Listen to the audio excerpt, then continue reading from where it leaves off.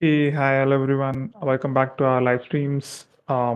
This is part two of our advanced tutorial. So last Monday, we looked at the migrations and metadata and a little bit of security as well. So this is like a continuation of where we left off on the Hasura advanced tutorial. Today, we're going to look at performance with Hasura, scaling Hasura using caching and creating read replicas with databases and analyzing some query plans with Postgres. So that's performance, and we'll also look at reliability. Few things like health check endpoint, and how do you do observability with Hasura, looking at the monitoring with Hasura Cloud, and we'll try out a quick integration with Datadog as well. So I'll just drop in the link for the last week stream as well. This was the link for the advanced course. I'll just paste that link as well. Give me a second. This would be the advanced tutorial.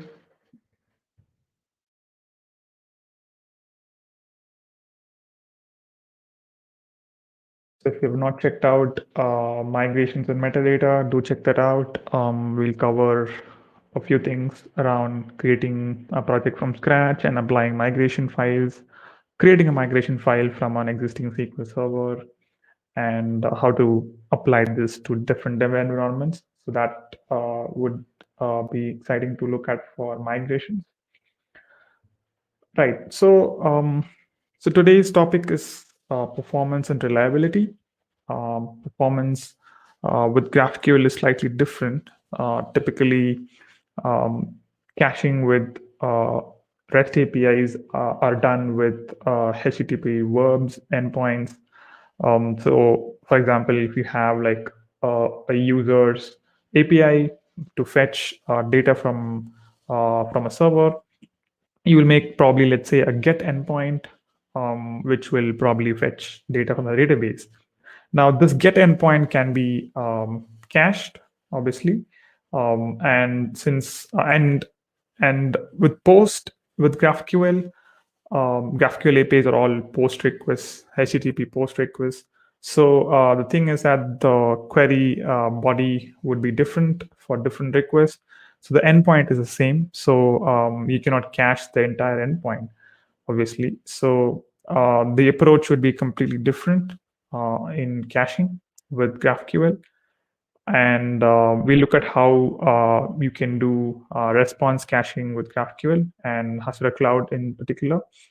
So Hasura does caching at 2 layers. There is something called query caching, where before the SQL is generated, Hasura does the compilation of SQL is done in a way that it uses prepared statements, which ensures that the statement is already pre-prepared before it executes in the database, and hence the performance of the query is generally faster. That's the query layer where you make a prepared statement for the database to make the queries faster. That's called query caching. And we also have response caching, where you make a GraphQL query, Hasura hits a database, it gets back the response, and the response that you get back should be cached so that frequently accessed data will be actually cached, and then the response will be very instant, right? So that's what we're going to look at with Hasura Cloud. I have a project. This is cloud performance. There's this uh, advanced performance project on Hasura Cloud. So I have some tables. It's going to track some relationships as well, meanwhile.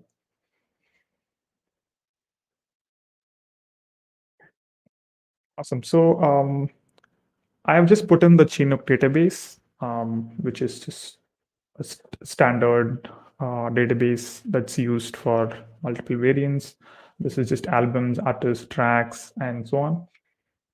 We have some dummy data as well from this. So what I'm going to do is just make a simple query, and just let's fetch albums, ID, and maybe the title. Let's also probably limit this to fetch only 20 records at a time. Right, so let's assume your application is actually going to access this data pretty frequently from the front end.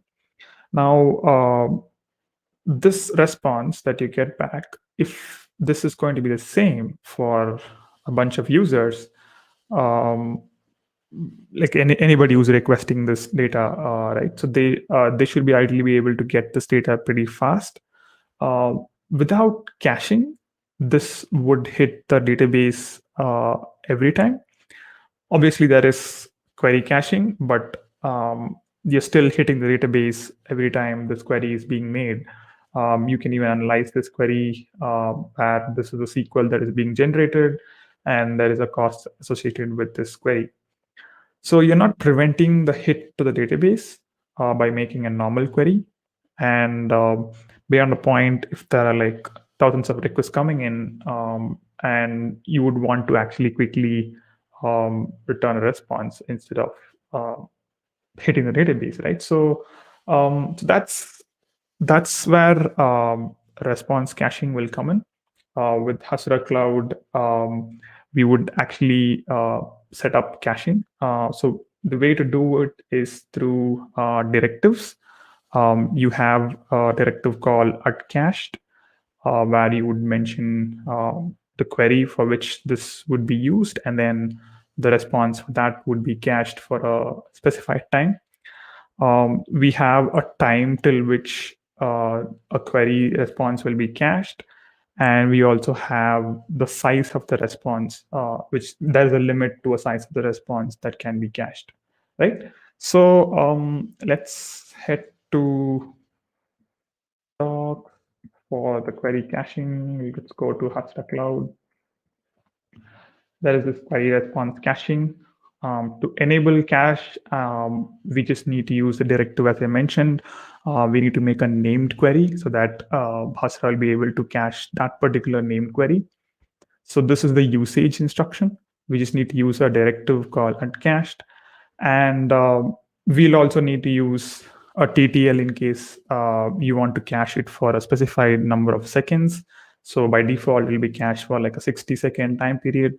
The maximum allowed is 5 minutes. So if you want like a longer time interval, you can configure it up to a 5-minute interval, right? So let's make this query called fetch albums. Let's use the @cache directive, and let's make the query without any TTL. And to verify if the data is cached, we look at the headers, the response headers, and you can see that the cache control indicates that this query is being cached for a time interval of 60 seconds. And the next time I make a query, if you go back, the cache control says there is still 45 seconds for this data to refresh. So this is still fetching it from the cache. And any further queries for this would be fetched from the cache. And you can see that the response is pretty instant as you keep making these queries. Right, so let me add like another argument for this. This is the TTL argument, which would allow us to configure a time limit of up to 5 minutes. I'm just configuring it for 3 minutes here. And let's make another query. So the old cache exists till that expires. So we need to wait for that cache control headers to expire. And here we can see that the new cache control header has been applied. We've got a TTL of 180 seconds now. So this particular query and this response, this would be exactly cached for the next 3 minutes for all the users who are using this query, right? So that's fundamentally how you will make some of the frequently accessed queries faster. Now, there are a couple of things to note here. So you can only perform response caching if a query meets certain conditions, like your query should not be using session variables in your permissions, which means that if you are authenticated and you're trying to filter data based on a particular user, that data cannot be particularly cached because the data response is totally different for each user. So that there is a limit to that. And another limitation is on the size. Obviously, you cannot cache the entire database. So there's a cache size attached to the cache, right? So let's look at that as well. The response size uh, is is under 100 KB. That's the general limitation. But uh, in fact, I wouldn't even consider it as a limitation. I would just say that it's just a constraint where the response obviously has to match this size, right? So cool. All right. So this is fetch albums. Now, if I change this name query to, let's say, fetch tracks with albums, which probably also fetches a relationship. Obviously, the query has changed, the fields have changed, which means this is a different query with a different response and cache. So, so you'll have to look at the response size accordingly. If there's a large nested data, which fetches more than 300 KB, you have to keep a note of that. And this is mostly public data. So let's say you're fetching products in an e-commerce scenario. Mostly you don't need authentication for fetching publicly listed products. So that's a pretty good use case for using response caching. You would obviously use pagination as well. So you can cache the landing page where you'll have like a few products to be shown with along with some fields. So that's primarily where response caching would be pretty useful. And let's go back to the next part of this, which is scaling. Now that we've optimized queries and the response, the query is automatically optimized at the Hasura layer, and the response is explicitly optimized by the user depending on which queries they want to optimize. The next step is to optimize a few things at the database layer. You can initially look at scaling Postgres, and you can also look at adding indexes to your database. So that's two ways to look at optimizing database initially. And then obviously, depending on the number of connections and the number of queries that you're getting, you'll be performing different kinds of optimizations to your database. So to get started with, for this particular project, I'm using Hasura Cloud database URL. I'm going to go ahead and create like a replica.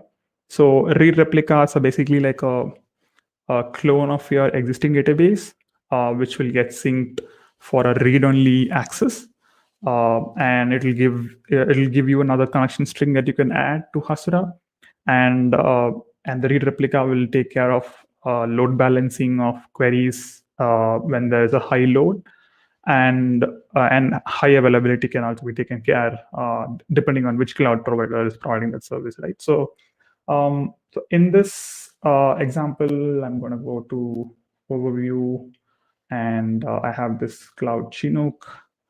I'm going to create a read replica.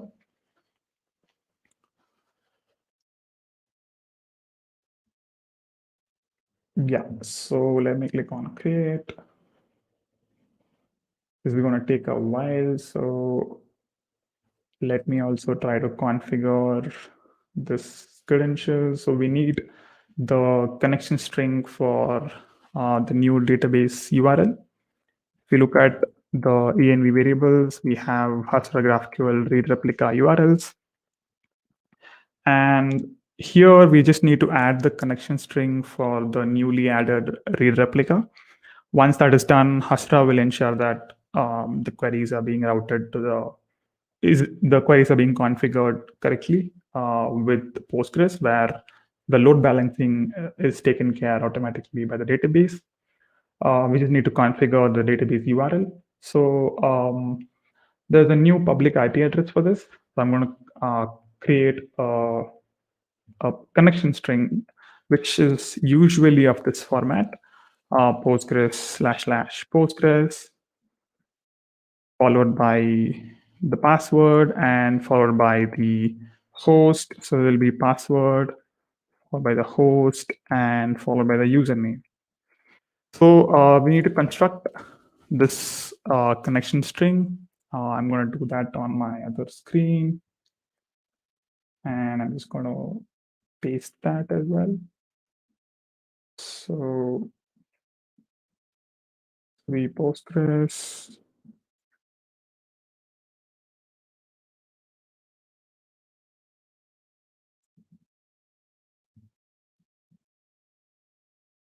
slash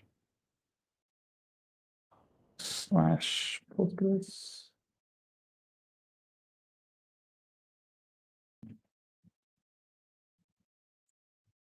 Let's look at the status of the newly created replica. I'm just going to go ahead and check. I think it's still loading. So basically, the data will also be replicated to the new instance. So it's going to take a little bit of time to create the first replica.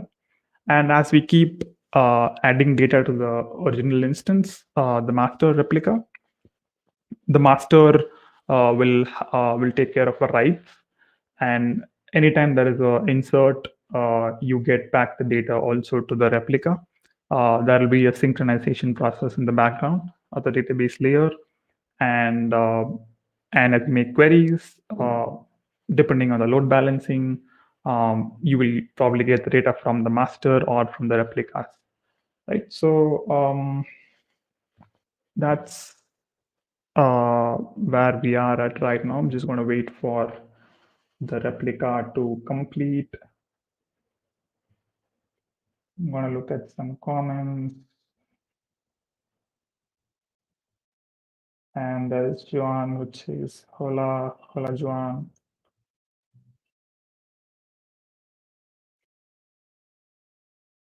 And right, so I'm going to refresh this page.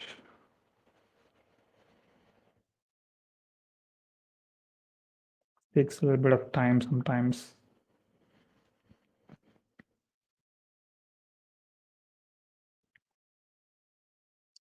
Let's also head to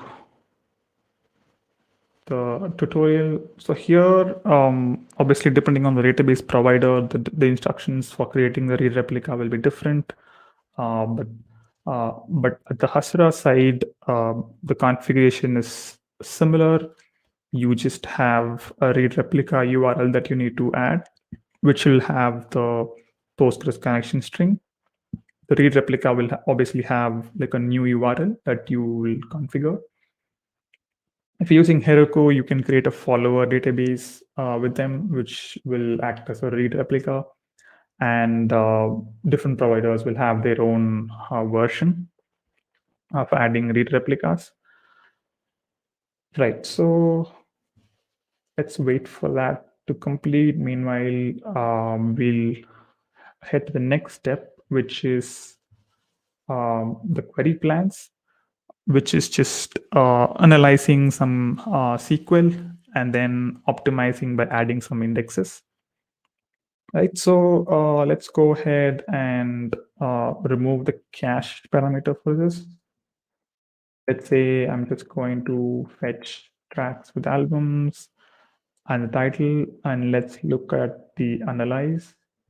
So I'm clicking on analyze, and this is the generated SQL, which gives us what Hasura has compiled for this particular query, and it will give you like a execution plan, which tells the scan type, if it's a sequential scan or if it's an index scan, and so on, and it also tell you the execution cost, right? So there's another format for this to look at. You can look at this in this explain SQL command. So I'm going to go to the SQL tab, and so instead of selecting it from channel, I have this albums table, and instead of name, let's say title, and let's run this. This is like a JSON response of the SQL explain analyze. We have the format as JSON with the analyze, and we have the buffers coming in. So what this would give us is a more readable output of the analyze. You have like what type of plan this was, which is sequential scan, and then the startup cost, the total cost, and the total amount of time taken, and the planning time and the execution time. So this will roughly give you an idea of what's happening with this query, how much time is being taken, and what type of scan this is. So if it's a large query with a large amount of data being fetched, and if it's like a sequential scan, you would want to probably optimize it by adding some indexes to the right fields. So here, if you're fetching it by title, you might want to like if this is the frequently accessed filter, typically you would want to like do like a timestamp filter or alter by timestamp and so on. So that's where I think like adding an index might be very useful, like for a frequently accessed query. So to do that, you would just do create index and followed by the index name on a particular table and field. And we'll copy this. If we look at this, so here instead of channel name, I would do album title on albums of title. And once you do this, index will be created for the title field on albums column. And furthermore, if you make queries, the optimized result will come out from the database because of the added index. Sometimes adding index might not be completely helpful. So it depends on what type of query you're making and what fields are being filtered on and queried on, right? So that's adding indexes and analyzing query plans.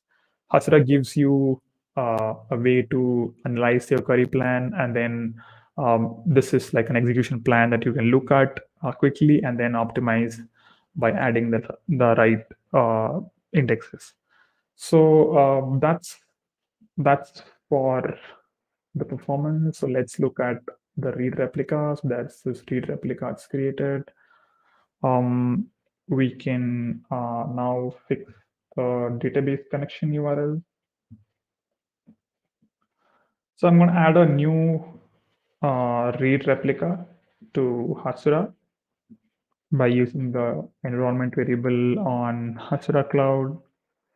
Let me go to advanced performance. So here, instead of the default format, I'm just going to paste this newly created read replica URL.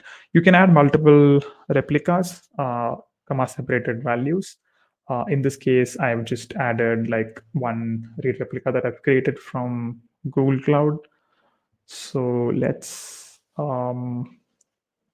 refresh this to look at if the read replica configuration is applied. It's going to take a little bit of time to initialize. So once that is initial, let me also add like an admin secret meanwhile to secure the project.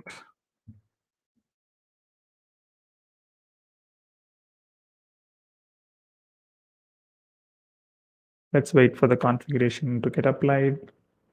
And the load balancing will be taken care automatically by the database. So whether a particular query goes to a replica or not is decided by the database depending on the load. If there's a pretty high load, there's a likely chance that it will be delegated. Right, so we'll wait for the status of the project to get updated. Let me refresh this meanwhile. And we can see that it's all good. Let's refresh the console.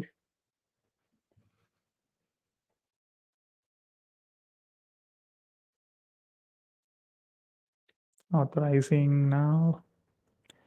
And now this project has been configured with a read replica.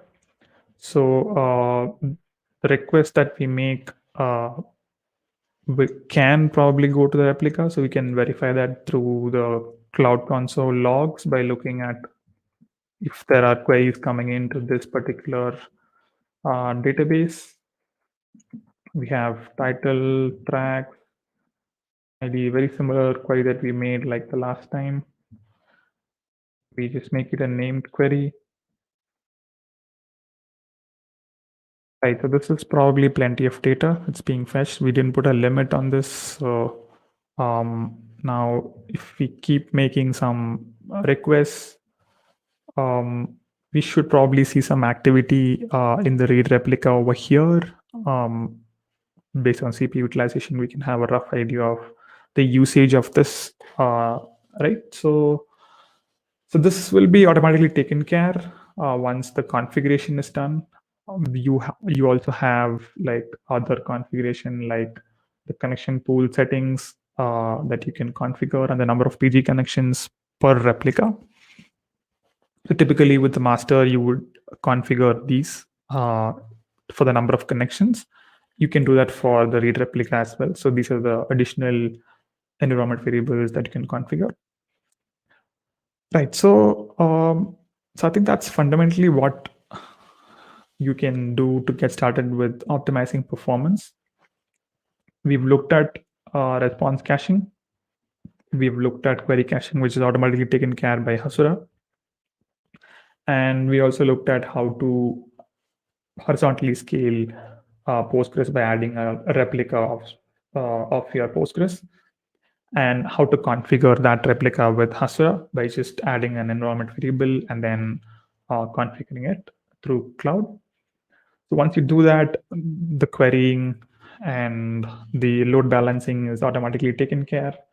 We also looked at how to analyze query plans with the even more simpler JSON syntax, which the JSON response, which will give you like different keys to say which type of plan was this, what is the execution time, and just fix the long running queries based on frequently accessed columns.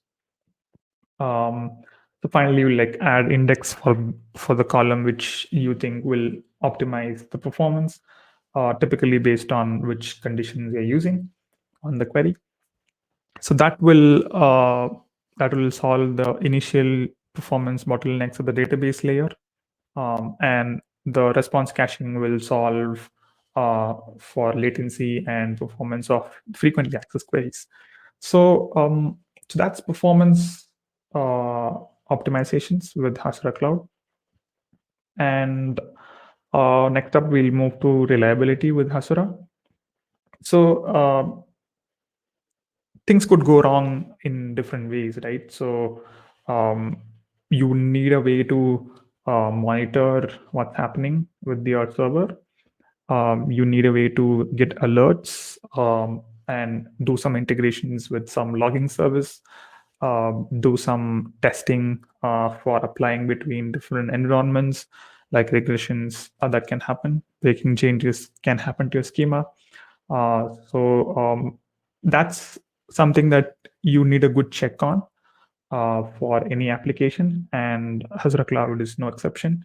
So we look at how to monitor the health of Hasura Cloud instance, um, and how do you monitor queries and logs for your Hasura Cloud instance, and how do you generally do observability with Hasura. We'll also look at how to do an integration with Datadog, and finally we'll set up some regression tests so that we make a change on the schema, and then we try to execute something. Something breaks, we'll see how we can debug and fix that. Right. So first up, we have this health Z endpoint. So my project that I have is of this URL structure. I can open the health C endpoint for this, and it says okay, it returns a 200. We can do this on curl to look at the headers. So let me go to this. Let me do curl -x. And we have like a okay status return. Let me inspect the headers.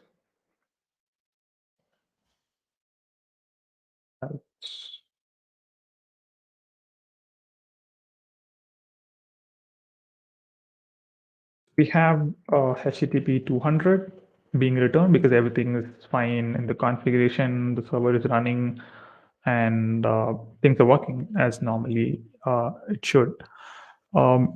It can return different error codes depending on what the status of the project looks like. So if you have like a 400, like a 500, which is in an error state, something is not working, and you need to check your logs so that you can fix the server. There is another case where it could be a 200, but with a warning because there is an inconsistency in your schema.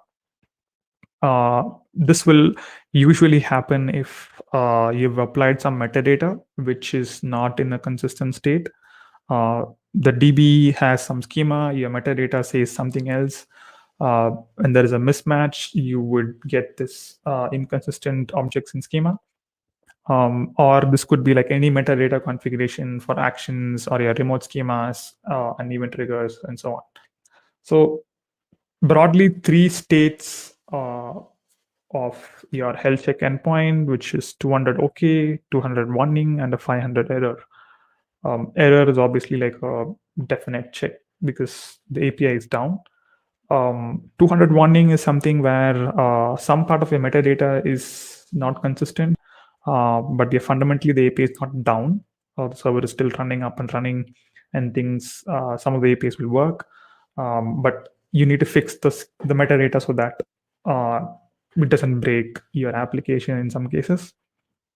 So this is like a simple endpoint to monitor for status codes and check if things are working fine at the broad layer of the server. Right. So next up is monitoring, basically observing different metrics that's coming around your GraphQL backend. With the REST API, you would have like an endpoint to monitor the method of the endpoint, whether it's a get or a post or a put or a delete, and you have a bunch of things to worry about, query parameters and so on. Right. So in this case, with GraphQL, you have a few things to worry about inside the data, the request body. And you'll also like want to measure the time taken for the query, the actual query payload, and like the different response status codes. With REST APIs, the difference is that you will have status codes for errors.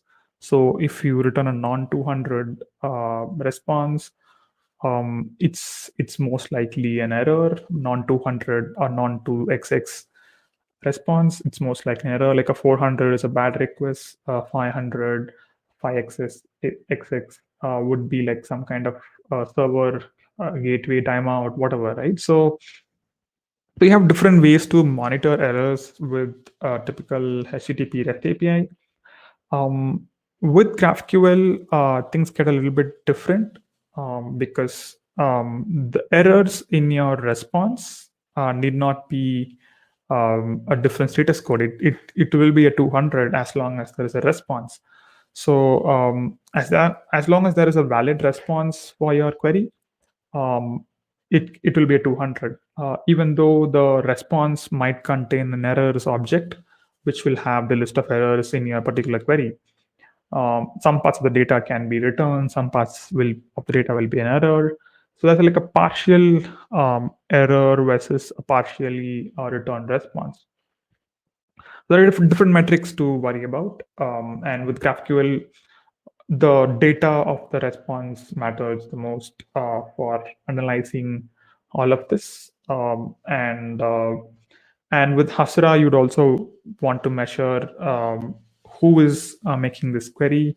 How do we track this particular query to a particular user, an IP address, or like the role, for example, and then optimize that query, or like set up some limits or depth limits or rate limits, depending on that, right? So in fact, monitoring would be like a precursor for setting up some of the security rules, setting up some performance optimizations, and uh, and so on. So many of the optimizations that we've seen before and we're seeing right now in the stream will be like a result of you monitoring your system for some differences, and then like monitoring for errors, optimizing for subscriptions, and then looking at these metrics and then coming up with the right kind of optimization.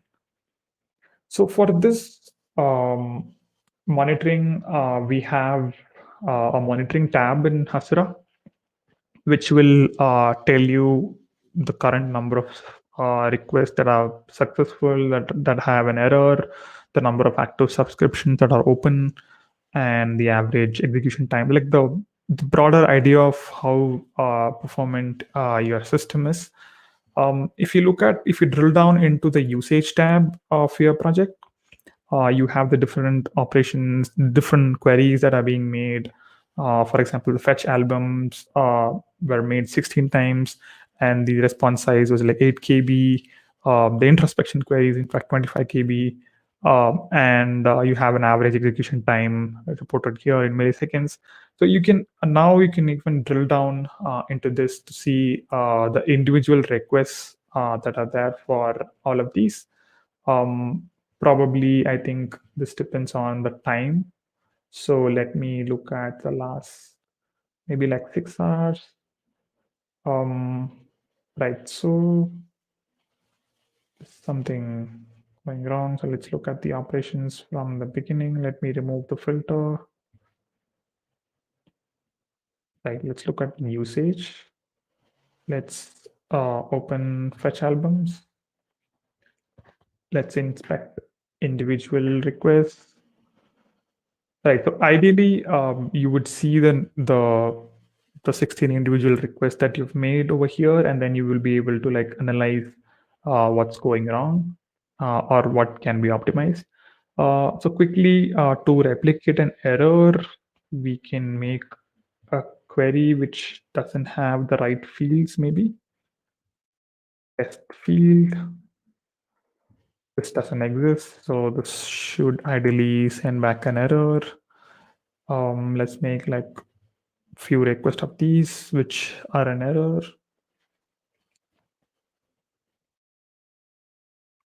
Now let's head to the errors tab. It's going to take a little bit of time to reflect over here. So let's wait for the data to get synced. We'll try reloading this data. But ideally, this is where you would look at for monitoring your queries, the number of queries being made, the different queries being made, and inspecting the query individually with the right amount of data. You can also similarly like look at WebSockets if your application is real time, and or if you're using a WebSocket connection for making queries. That data will be available here, and you can look at the number of active WebSocket connections at any point of time. And you can obviously look at optimizing your server for that. Right. So this is fundamentally where you would head to Hasura Cloud and then monitor different metrics that are available.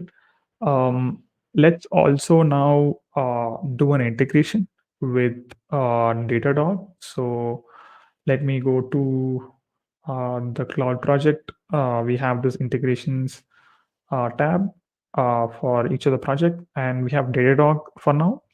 So Datadog is where you would put Hasura server logs so that you can perform some operations with the Datadog dashboard, do some filters, and basically you get a raw data for your project.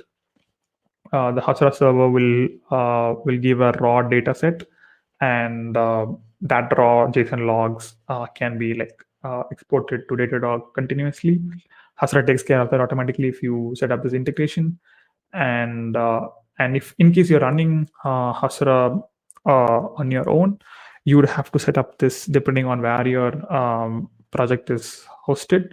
If you're running Docker, you can set up an agent which communicates with Datadog, and the logs can be exported that way. With Hasura Cloud, just like a native integration that's available that you can like quickly integrate, right? So for this, I'm going to click on Get API Key to set up Datadog integration. We need to create a new API key for this integration. And once we do that, so this is the API key tab on Datadog. We'll probably create a new API key. Let's call it Hasura Cloud. And I'm gonna copy this. And I'm gonna put it over here. I'm gonna leave the rest of this is the host for the name of the originating host. This is service on the Datadog, and you can add tags at the Hasura side. I'm gonna save this. So this would do an export, and then it'll keep doing like a real-time export of any logs that start to occur. So let's make a few queries to actually understand that if this is happening. These queries, this is like a huge amount of data. Let's do a limit. And we have where we fetch 10 records. Cool. So we've made a few requests now. Let's make more so that some logs get exported. We'll also now make a query which fails so that we can see if that also reflects in Datadog correctly. So we make these 3 queries. All right, so everything looks fine. Let's go to logs. And let's look at the dashboard to see if the logs appear here. It'll take a few seconds to a minute maybe. So we'll need to wait for that data.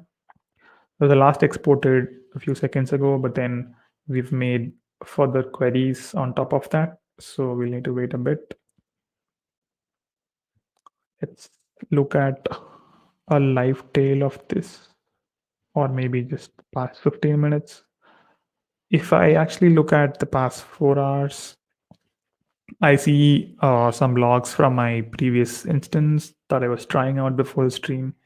But typically, this is what the structure of your log in Datadog would look like from Hasura. This is the number of fields that you get. So it's pretty detailed on the headers. Every header is being recorded, and the different fields like the client name, the execution time, if it's an error, and the operation name, everything is being recorded over here. And then there is a query that goes in and along with the headers, which has the IP, the forwarder details, and the role details, like the session variables that you will typically send.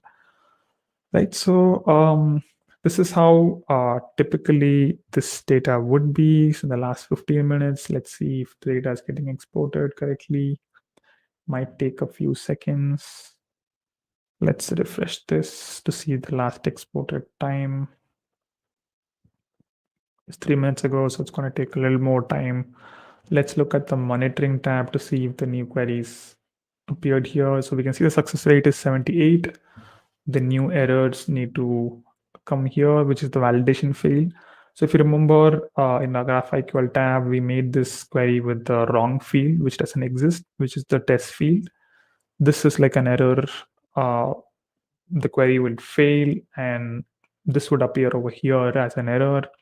And as a percentage of the number of queries, we're getting 28%, which is failing. So, so this is the list of errors that we see over here.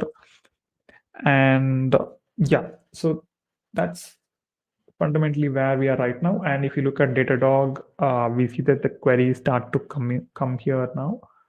We can see that the introspection query is being recorded from the logs. As we keep waiting for some more time, we'll see that the queries being made will start to appear here. This will be obviously queued by the server, and it's going to take a little more time for the API to reach over here. I think I'm logged out. Let's log back in. Let me look at some more comments. If there are any. Right, so this is fine. Says fix environment variables. This is a different project. Let's look at advanced performance, integrations, and we can see that the last exported was a minute ago. We can look at logs right now. Let's look at the live tail. I mean, we're not making too many requests to get to see this in real time. Right, so let's make a few more valid requests. We can make the ID and probably also the artist ID. Right, so the limit 10, this should work. This is the valid query. So let's go to monitoring. It's going to take a bit of time to appear here. You see that the last 1 hour, the success rate, there's a validation field for this. So this is all old data. So let's wait for this Datadog integration to see more logs. So ideally, the new queries that we made, which is to fetch. Let's go back to this, which is to fetch the albums, would start appearing here as soon as the data is available at the Hasura layer. Cool. So that's Datadog integration. I think we'll probably add support for more providers as we see with on Hasura Cloud. Right now, that's Datadog native integration. We'll add more logging providers and API integrations, which are supposed to come in the next few weeks. Right. So the next step would be to look at tracing. This would be particularly useful if you want to know which part of your query is actually taking time, in the sense of if you're running like your custom code and it's hitting your custom code. So the query, the lifecycle of a query is that your client makes a query, it hits Hasura. Hasura will then look at this query and then see if it's like a database query, which is for Postgres, or if it's like a query for your action or your remote schema and so on. And if there's caching involved in your database query, then it's a cache query. And if there is like a database hit, then there's a database hit. So the time taken for each of the segments are different, and you can actually like trace the whole life cycle of the query, and then see what is the bottleneck in the entire query that's being made, right? So that's where distributed tracing would work. You can use your external HTTP webhooks for your actions and remote schemas, and Hasura will be able to like determine which is your bottleneck for the query before sending back the response to the client. So that's the data that you will see over here for the execution time. And obviously with external integrations, you will be able to like visualize the query cycle pretty better. But right now you'll be able to look at basic visual for a particular request. So let's look at maybe let me look at the logs to see if there are any errors. Right, so let's inspect individual requests. I think there's some issue with this particular project. We can see that the error rate is shown in the graph. So let's look at this one.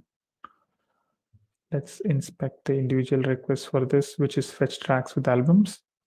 Now let's click on the action for this. And we can see the timing of this, which is it's hitting the V1 GraphQL endpoint, and then there's only Postgres where 91% of the time was spent for this particular query.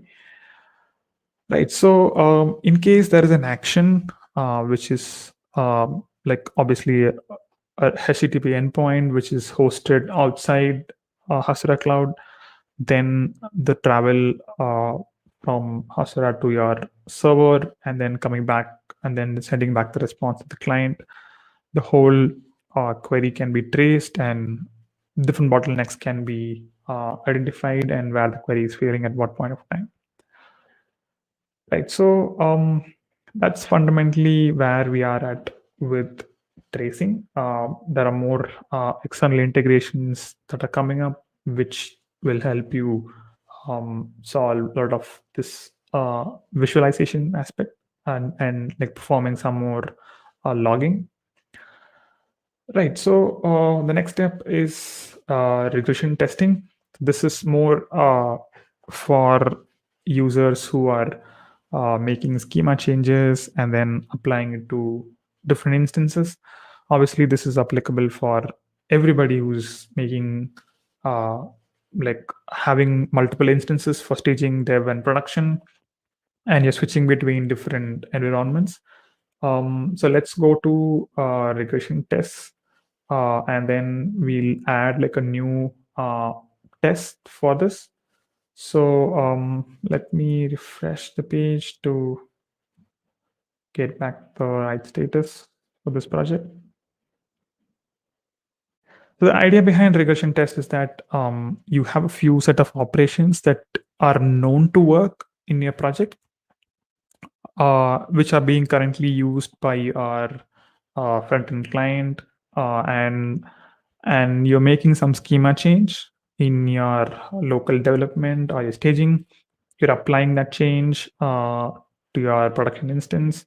So before doing that migrate apply to your production instance, what you want to do is you want to ensure that this migration doesn't really break your existing system. So let's say you're removing a field from your schema, but that field is still being queried by your current live front end. And then you're applying the schema change, things are going to break on your application side. So to ensure that these things don't happen accidentally, you would want to ensure that you do a regression test to see if things are breaking or not. And sometimes there are breaking changes, obviously, and then you will obviously know what to expect out of that. But if there is an accidental change in the schema which is breaking things on the front end, then this is a good way to capture that on the before the application is changed for the new schema. Right. So let's make some query again. Let's do tracks this time. ID and name. A long query with a lot of data. Cool. So let's go to monitoring. Let's go to regression test. Look at new operations. Ideally, we should see some operations over here. And yeah, so I'm going to add the introspection query. So this will obviously work. So I'll also add the tracks ID name and the albums, let's say. And I'm going to add this to a test suite. Now, so this is the test suite which has these three operations. So every time I make a schema change and I want to run a test suite, these three queries will be run, and ideally they should return a 200 and without any error code in the response. So I'll just do a test run of this particular test suite. So let's see if this can be run test now. Let's see. I'll wait for some more seconds. This one operation. Let me refresh.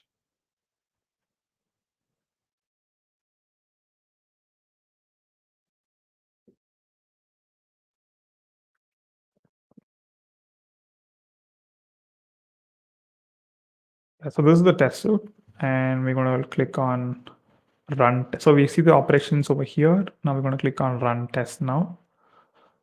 All of these with the role admin, and ideally this should. So you can also use the CLI to run the test by configuring the token.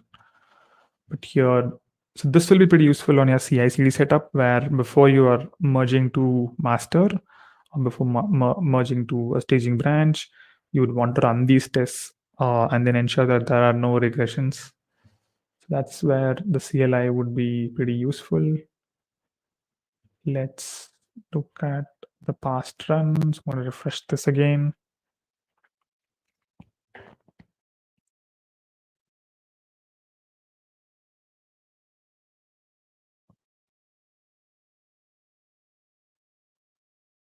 All right, so let's wait for the data to be synced over here.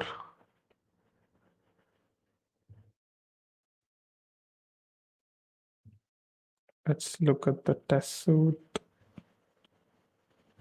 There seems to be a data issue over here. Let's look at the status of the project. Things seems to be fine. And meanwhile, Datadog should also start receiving some more data. Let's look at the past 1 hour.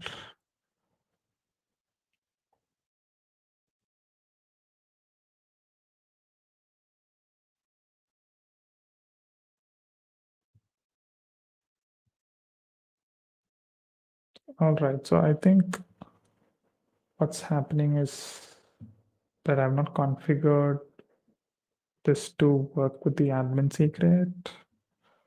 So maybe I'm going to open this from scratch. So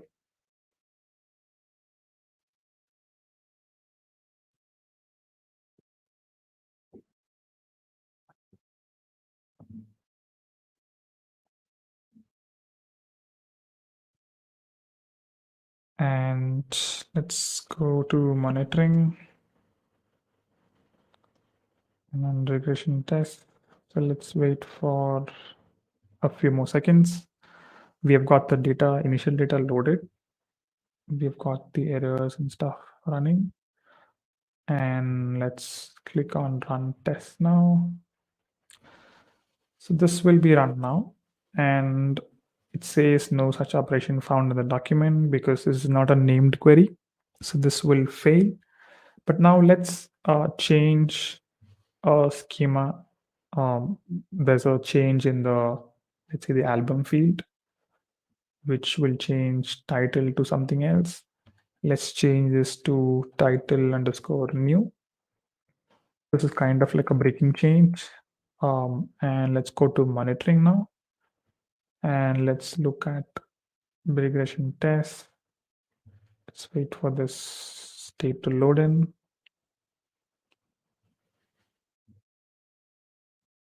So we have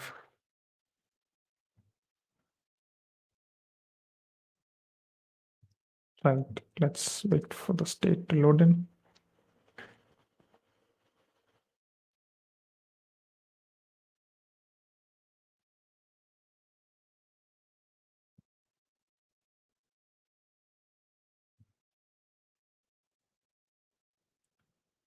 So now ideally, since we've made a breaking change in the schema, we should see that on the regression test. I'm just waiting for the state of the project to sync so that I can look at the metrics. We have the same set of tables over here. And let's look at run test.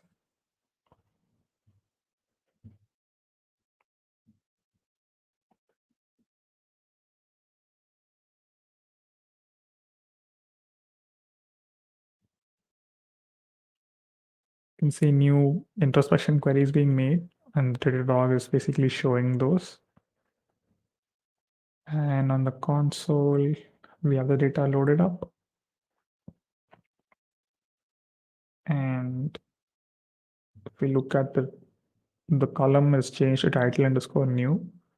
So that should be reflected in the regression test ideally.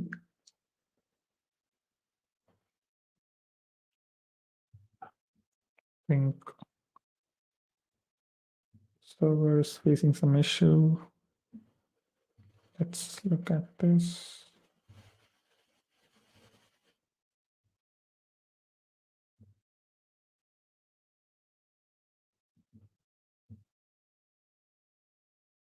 Yeah, so I'm going to run this test again.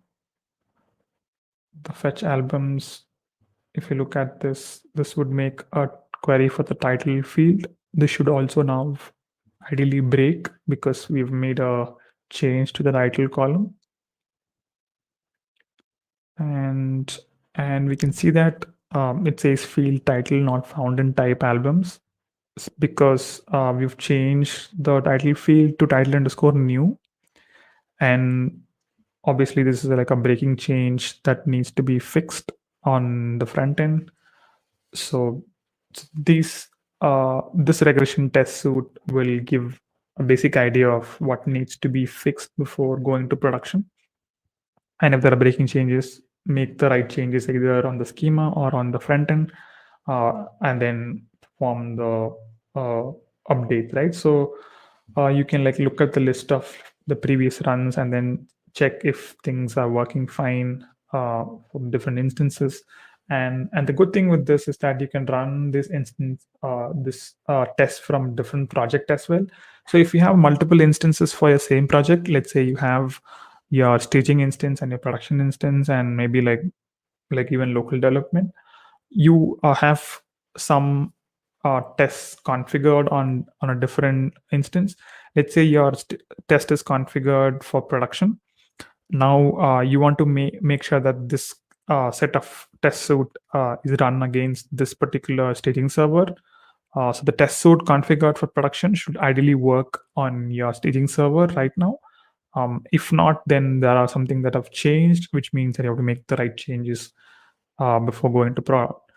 Right. So that's how this regression testing would be pretty useful. Typically, you can use this on a CI/CD setup, running it through the CLI, using the Hasura Pro CLI, configuring it with the token, and then add the right set of operations for your test, and then execute that test through the API.